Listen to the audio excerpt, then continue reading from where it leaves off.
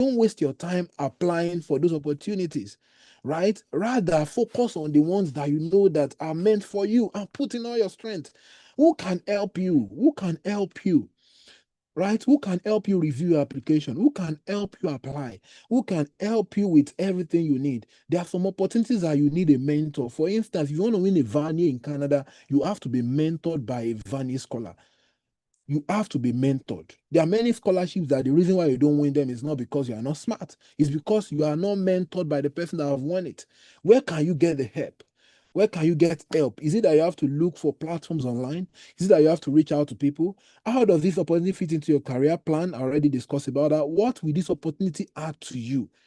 Right? Because if you're getting a PhD program, don't forget that when you're done, you're still going to continue with your career. PhD is not the end. Masters is not the end. Leaving Nigeria is not the end. When you get to where you're going, it's still you. It's still the same you that will continue living there. So you have to think far. Think into the next 10 years. If I do this thing, where will it take me to?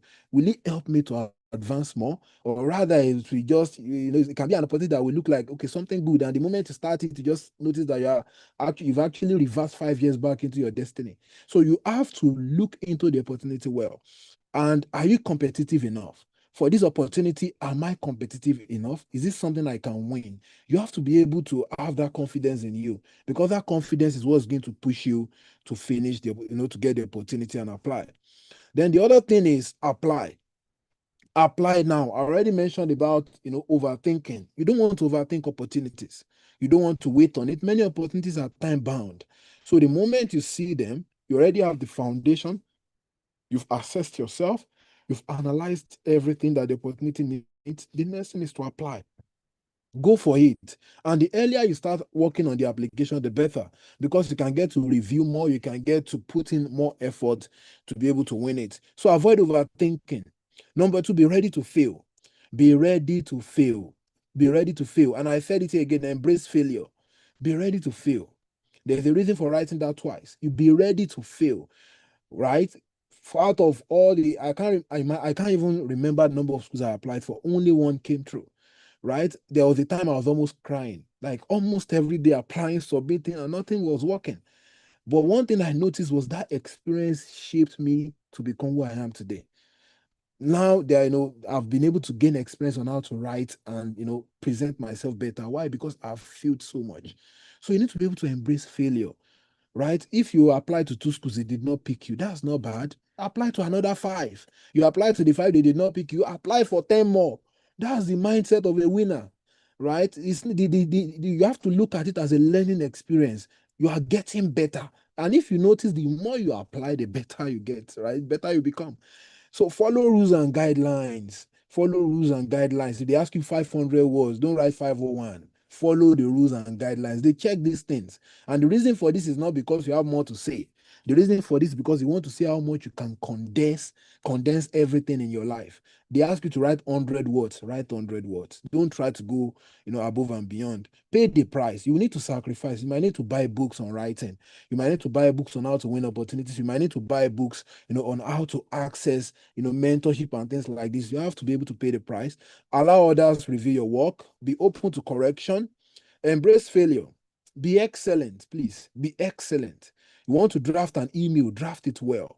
Your CV, don't just just pile up things on the document. That's not good enough, because the person that is reviewing your application, you're giving them an impression that you don't deserve the opportunity. The academic world is very, very strict. It's very, very strict. So they are looking for attention to details. They are looking for how much you can put into, doing the work right. So you have to be excellent. You have to go above and beyond on ensuring that every of your things are perfect. Your emails are well done, right? And be confident. Be confident. It takes confidence to win anything. It takes confidence to win anything. Be confident in your story. You are, where you were, the place where where you were giving birth to. The fact that you were born in Nigeria is not your fault. You came into this world, into Nigeria, and ever since you've been able to develop yourself. Despite all the challenges in the country, you were able to go to school, right? Even without electricity at times, and you were able to read and come out with first class. You've done a lot. You've paid a lot of price with that. So be confident in your story. Own it. own it. I came in, I came out from a country like this and I was able to achieve all of these things. So it's your story. And you should be able to learn how to tell that story, in a very good way. So be resilient. Resilience is very important. Be determined, and also tenacity is very important. And I just want to share some frameworks with us on writing, because most of the major problem many people have with winning applications is they don't know how to sell themselves. So there are some frameworks I use. The first one here is the ACE framework. So this framework I've already talked about analyze. So when you want to write, you need to analyze the question being asked. What are the things they ask you to talk about? Analyze it. Then after that, you compose. So part of analysis also is you, for instance, if they ask you to write about leadership, okay, what are your leadership experience? You can just list them down. That's analysis, right? You do an analysis of the questions and also what you have that answer that question. Then the next step is to compose. You need to write, write based on your analysis. Write based on your analysis. What are the things that are very important for this application? Okay, what should I put in paragraph 1, paragraph 2, paragraph 3, paragraph? So in a 500-word essay, for instance, you need 4 paragraphs. Paragraph 1, 2, 3, and 4. What should I put there? What are the things that stand out for each paragraph? Right. Then the next thing is you edit. And when you're writing, when you're composing, don't edit. Right. You don't want to waste time, composing and editing at the same time. Just dump everything out of your head, right, on the paper or on your computer. And after you're done, then edit and review. Right. So if, for instance, you want to write a 500-word essay, now you can write like 750, when you're composing. And then while editing and reviewing, you can then bring them down. So this part of reviewing also is you sharing the work with other people to help you read and proofread. Right. The other thing is the STAR framework. This is quite popular. I'm sure many of us here might have heard this before. So when you're when you're writing your paragraph, it's very good you use the STAR framework. So when they ask you to share an experience, you don't just want to say, okay, I know how to publish papers. That's not an experience. You need to share experience of how you were able to publish a paper.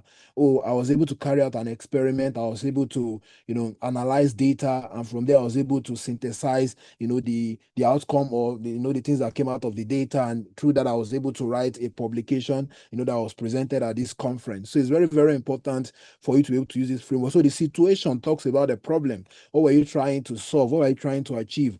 Right. For instance, what you're trying to achieve in this case, the example I just gave now, is you want to publish a paper. So what are the tasks? For you to be able to publish a paper, you need to design your experiment, you need to carry out the experiment, you need to analyze the data. Those are the tasks. What are the action you took? Okay, I use GraphPal to analyze my data. I use RT-PCR to carry out the experiment. I had to do Western blot. I had to do, different kind of ELISA and whatnot. And then after that, the next thing is results, right? What were you able to get out of that? So after I did the paper, I was able to, publish it in Nature. And after publishing it, I was able to present it at the maybe the cancer conference in US, right? That's the result. That's the impact. So that kind of story is just different from me just saying, oh, I've published 150 papers. Nobody cares about that. They want to see the story. What was the experience on how you were able to publish that? So this is a material I think can also help. Besides all the tools I've shared here, you can also look out into this material to be able to help you and also guide you. And in case if you have any more question, or maybe you want help or anything, you can reach out to me on LinkedIn, Samuel Olariwaju, or that's my email right there. You can also shoot me an email, and I will be very, very happy to help. And thank you very much. Awesome. Thank you so much, Mr. Samuel, for that great talk about scholarships. I think we need to give a round of applause for Mr. Samuel. Thank you so much for opening your heart to us, for sharing every of the arsenal you have used in your journey so far to win all the scholarships that you've been able to win. I personally gained a lot, because just like you said, you are winding up your program, you are still aiming for the next, and you are preparing yourself for that height. So right now, I'm also in the same shoe as you, and I'm really putting my stuffs together, and I'm hopeful that I will be able to, get what is next for me in this journey. So he has mentioned a lot of valid points that we must keep, keep them and work with them. Strengthen your weaknesses, take actions, don't overthink, don't keep thinking and brooding over these opportunities until the deadline comes and goes. And then you don't look down on yourself, believe you can achieve it. You don't have to have all the qualification. If you have some already, come on, shoot, and your shots might, be it might be a winning shot. So just put yourself out there, put things on your CV, sell yourself. I used to say something, be enterprising, handle your career like a business, have a plan, have a strategy, and then you sell yourself. Organize yourself also, get your documents together, have your book where you write all the scholarships available and their requirements. Get your documents ready, pay the price. There are opportunities that are meant for you. Don't, brood over lost opportunities. We've had failures, many rejections, but then that's one that is meant for you, which definitely come. But if you don't take action, if you don't put in your best, or there was a time I stopped applying, and then when I picked it up again, I got this particular opportunity. So you don't know which one is yours. So if you sleep over them, you may lose that opportunity. So every experience you are currently, you know, going through, whatever you are going through presently in your journey, this particular phase where you are, stay put, and then it is shaping you for the next, or for where you dream to be. Don't downplay your current phase. Don't downplay any opportunities you find around you to build your CV. Build your CV with any opportunities. Attend conferences virtually. You can even, you know, attend conferences virtually. I've attended conferences in Canada virtually, in the US virtually, while still in Nigeria. And then I put this in my CV. It's, the first thing my supervisor mentioned while he was introducing me when I arrived there was that, oh, he has attended Keystone Symposia. I have never been to Canada or US for Keystone Symposia. It was a virtual attendance, and then they found something that connected me to them.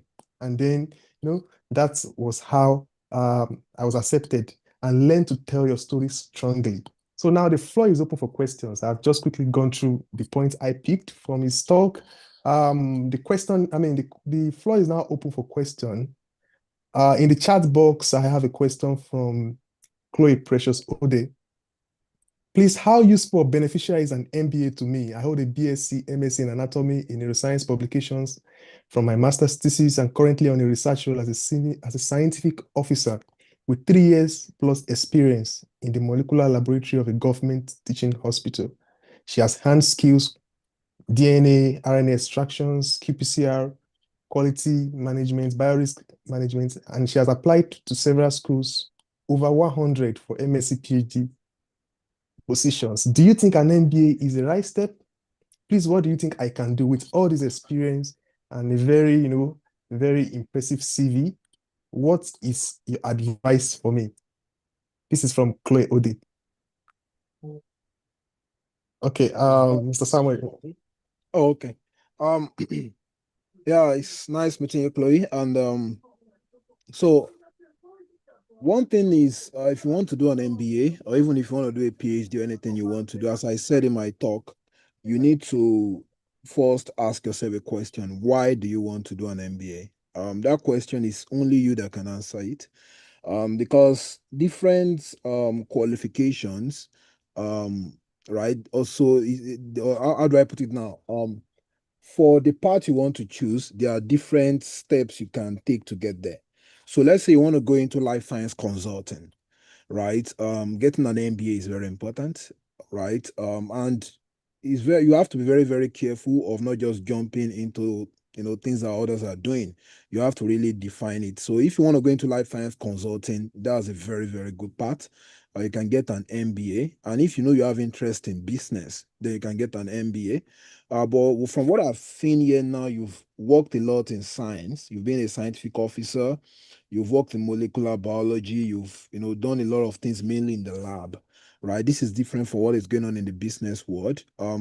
So you have to really define what you want to, where you want to go next, right? So if you know that you want to switch again to life science consulting, or you want to maybe get into sales in pharmaceutical industries or things like that, you can definitely look into getting an MBA. If you want to, because I also saw that you've applied to schools, maybe over 100 plus for MSc, MS and PhD. Since you already have like an MSc in anatomy, and you have all this laboratory experience, I would say it's very, very, it can be a good idea to actually go for a PhD. if you know that you're again, if you have interest in academia, right? If you have interest in academia, because one thing you also need to know is this: if you want to get into, let's say, an MBA program, they also need to see how much business, background you have, right? So you have to look at, as I mentioned earlier, about assessing yourself. What are the experience I've garnered over the years, and how do they apply to what I want to apply, get into? If I put in this application, will they select me, right? So you need to be able to look into that. And one thing I would also, the last thing I would also, ask you to again, look into, right, is, one, Dr. Lainka and also Dr. Stephanie mentioned earlier about getting a mentor. You need to be able to identify someone that has walked the path that you want to walk. You have to have a path.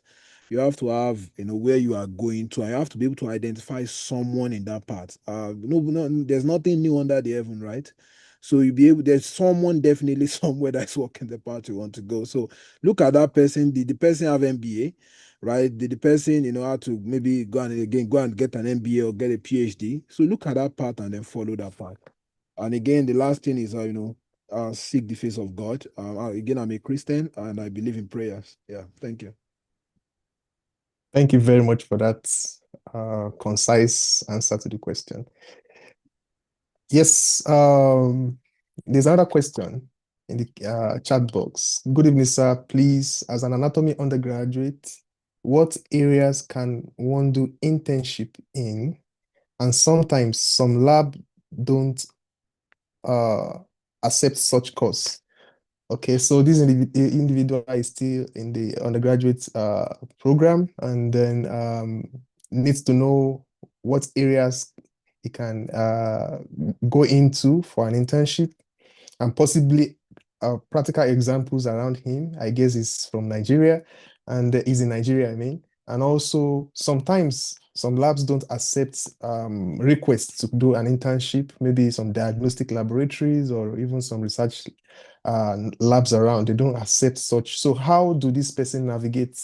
So I think this question is for Mr. Olayinka. I don't know if he's still with us. Mr. Olayinka.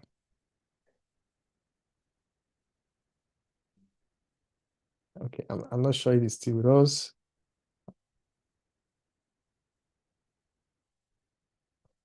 Okay, can Mr.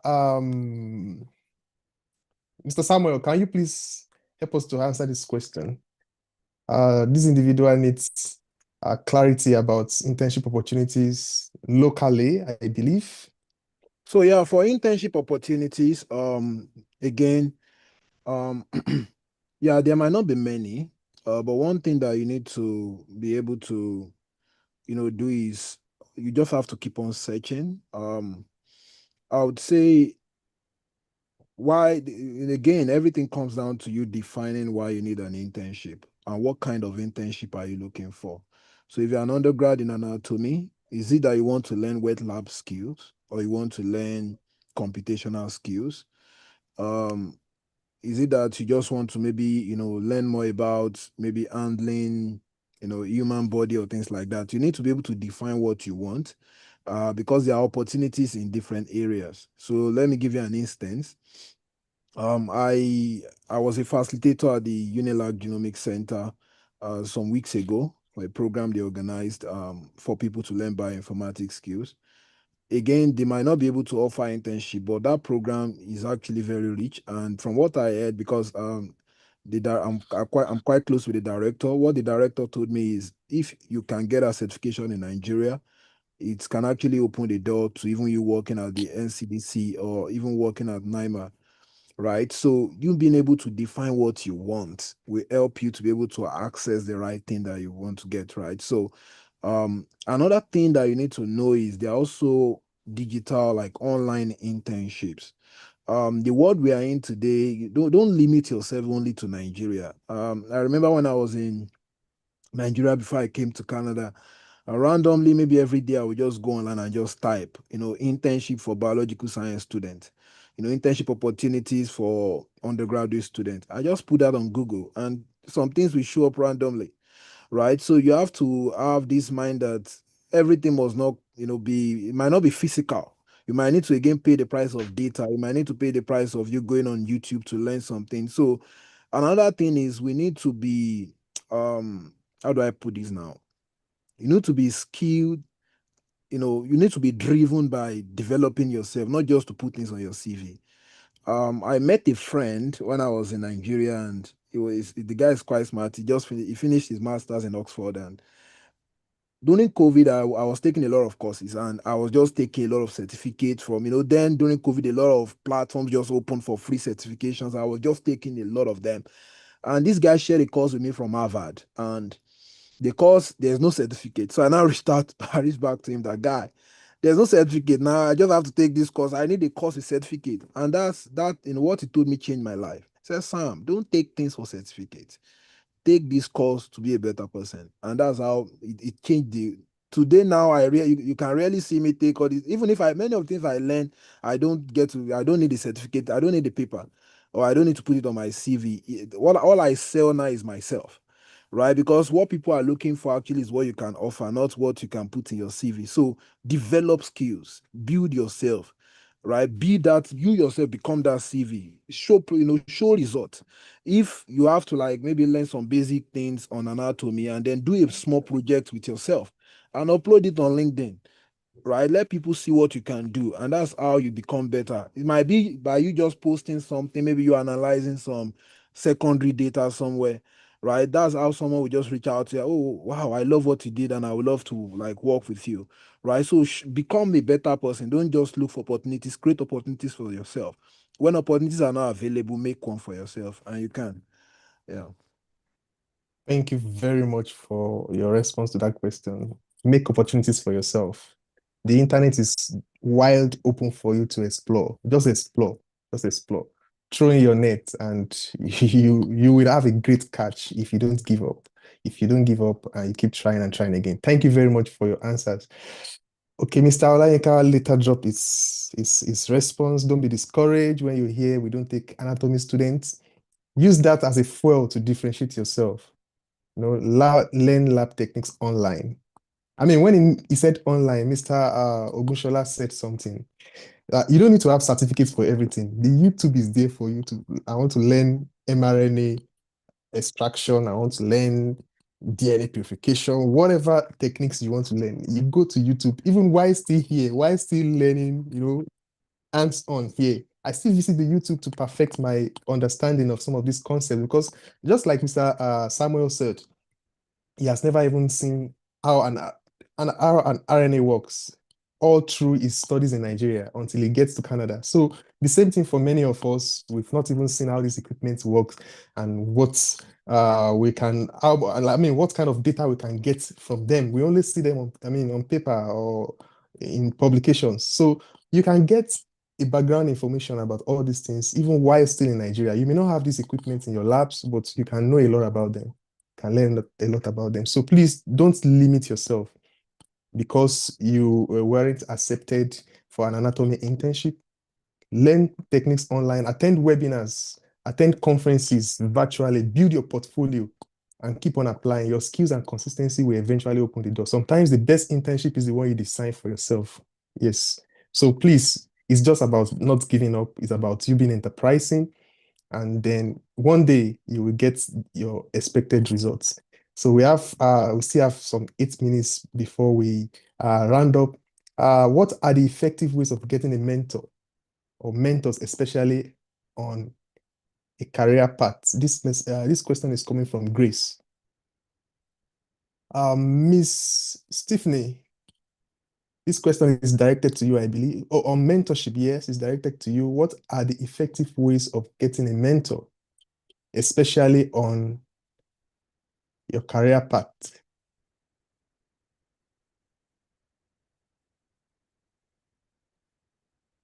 Okay, I'm going to answer this question. Okay.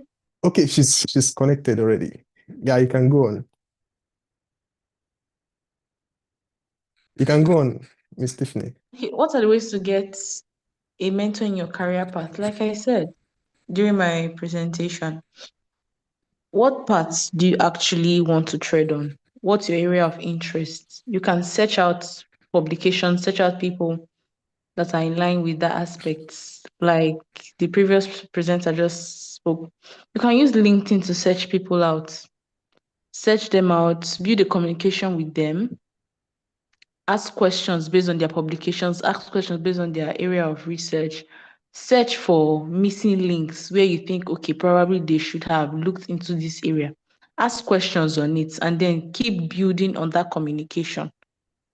Thereafter, after a good line of communication has been built, then after you can ask if the person can be your mentor. I hope this answers your question. Thank you very much.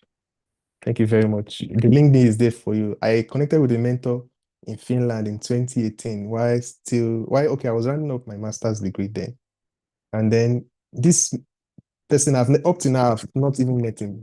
I've not seen him, but he was so instrumental to my journey and up to now. So, I just saw his name on a published article and I was interested in that article. Then I Googled the name. Okay, he's on LinkedIn. I sent him a message and he was so, happy to have me. Then he started guiding me about scholarships. And, he even became my, Miss Stephanie mentioned it that you don't know how much that relationship can take you if you give it the right approach and you harness that relationship where he became also my spiritual mentor and he was able to guide me through to my PhD, to getting my PhD opportunity. And I can always, even as I am still looking up to the next level and what to do with myself and my program, of course, he's there for me to approach. So the internet is there for you. Approach people, don't limit yourself, don't be scared, don't worry about maybe they will reject your offer. So thank you very much for your answer. There's another question. Thank you for the presentation. This is from Oluwole Esther. I recently graduated from anatomy and I'm preparing for my NYSC. What is your advice on the time frame for preparing and applying for scholarships? Can I start now? Okay, I'm sure this question is directed to Mr. Samuel. Regarding scholarship. Hi, Grace. Yeah, that's a very good question. Interestingly, there's no timeline. There's no timeline for when to win a scholarship. You can apply today and get it tomorrow. And you can start applying today and get it, maybe in a month time, right? We don't know the timeline for applying, but the only advice I can give is to start applying now. Don't wait until you're ready. With what you have now, the framework I've given to you, right? Assess yourself, right? Analyze. Assess yourself, right? Analyze, apply, right? So you need to just start working on it. You need to just start working on it. So you don't want to wait. You don't want to wait. So like I said, take action immediately. And part of those action, applying for scholarship, you submitting the application is even that's the last thing. There's a lot of, there are different steps to you applying. So people now, you might have to like take GRE. For me, I did not write any exam for my school, but for you to be able to get into my school, you need to get a professor. So when the professor accepts you, and for you to get a professor, you need to send your CV, you need to mail maybe hundreds of them. And when you get a professor, then the professor will say, okay, I like you, Grace, okay, come to my lab. The moment the professor accepts you, you go and apply to the school. And if the school now see that you meet all the criteria, you send in references. You need 2 reference letters. After you gain the admission letter, you now start visa. The Canadian visa now is more complicated, compared to when I applied them. But then when I even applied, I waited 1 year before my visa came, right? So you don't want to sleep on it. And I have a friend that just spent all this place I told you about. I think it just took him like 2 to 3 months, and he arrived here. For mine, it took me almost 1 year, 6 months. So you need to be able to, just gather everything you have now and just start putting in the application. So don't wait. I started applying for my 400 level. I did a 5-year course. So at 400 level, I went to go and collect my transcript in school, right? From 100 to 400. So you don't have to wait to 500 because you need to learn how to apply. So I started learning how to apply for my 500. So I got my transcript 100 to 400 level, and then my 500 level transcript, I started using it to apply. And then anytime they ask me for my final transcript, I tell them I will soon graduate, right? So from me applying from that 500 level till I finished, and I gained my admission, I think 2 months into NYSC, that was when I gained my admission to Canada, right? So after I gained admission to 2 months into NYSC, I went to London for the One Young God Summit in October. I came back, and then in January I submitted my visa. Then I waited for a year. Then December I came to Canada. So you don't want to wait for it. And many of my friends have started later. Okay, let me wait till NYSC finish. Some of them did not even end up getting anything, because the moment you're done with NYSC, now you need to get job, right? As you're applying for job and everything, you also need to apply for scholarship. It becomes more challenging. But NYSC, you're being paid. You have money, you have everything. So you are not thinking about getting a job. So just put all your focus on getting the scholarship if you want to get scholarship, and then get out of the country. Thank you. Thank you very much for telling us your story, how you took those bold steps, even from 400 level. And definitely that is the formula, and that's the pathway you need to follow. There's no particular time frame, but just start from where you are right now.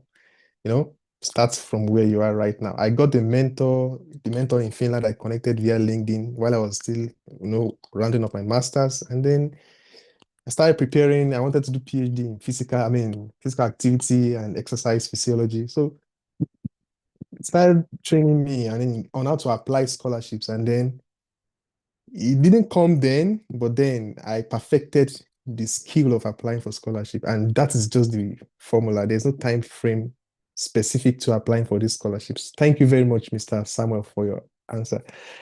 Any other question before we call it a night? Now, for those of you that waited till the end of the webinar, this is just exactly when we should be calling it a night. For internship opportunities, there are several organizations in Africa, and including Nigeria, of course, Nigeria presently, that are offering paid internship opportunities. One of them is African Biosciences. You can go for 2 weeks molecular biology training. IIT also offer internship opportunities, So you can check this online and look at when they advertise their internship opportunities. Or it may not be internship per se, it may just be a trainee skill development program. Just make sure you follow some of these organizations online and know when they are advertising their programs. Some of them are paid. Then you need to prepare for them financially, and then you want to build your CV. So definitely, when you engage with all these, you prepare yourself for opportunities, and you don't give up applying, both internship and scholarships. You definitely would win one day. I interacted with our facilitators. They have, proven through these strategies they've shared with us. They've been able to prove that indeed, if you begin the journey, you will surely get to your desired destination. You may not get it when you start, or even a year after you start, but then if you persist, you will surely get there. I can't find any question anymore on the platform. And like I said, we've come to the point of closing this webinar this evening. Thank you very much. You have been added to the WhatsApp platform of Inspire Bioscience Hub. Our formula, or let me call it, our slogan is Aspire, Win, Inspire. So have an aspiration, set your goals, desire to achieve something. Don't let anything hold you back. Don't let anything discourage you. We went through all these odds, but at the end of the day, we were able to find something, that still aligns with our initial goals. So if you don't give up, stay connected on the hub. We share opportunities every Monday. Even sometimes during the week, we find opportunities and we pour them into the WhatsApp platform. And also for internships, and including paid internships, if you keep being on the hub, we'll soon announce these opportunities and even some funding support, to maybe part funding, to be able to attend some of these internship or training programs. Regarding mentorships, the internet is there for you. Connect on Twitter, connect on LinkedIn. If you see articles, even from undergraduate level, put yourself on ResearchGate and follow so many researchers. Follow Dr. Stephanie, follow every one of us and see what we are doing. And others outside the country, follow them and email them, send them DM, tell them about yourself. And then your journey would be a successful one if you don't give up. Thank you so very much for joining this webinar this evening. And we call it a night.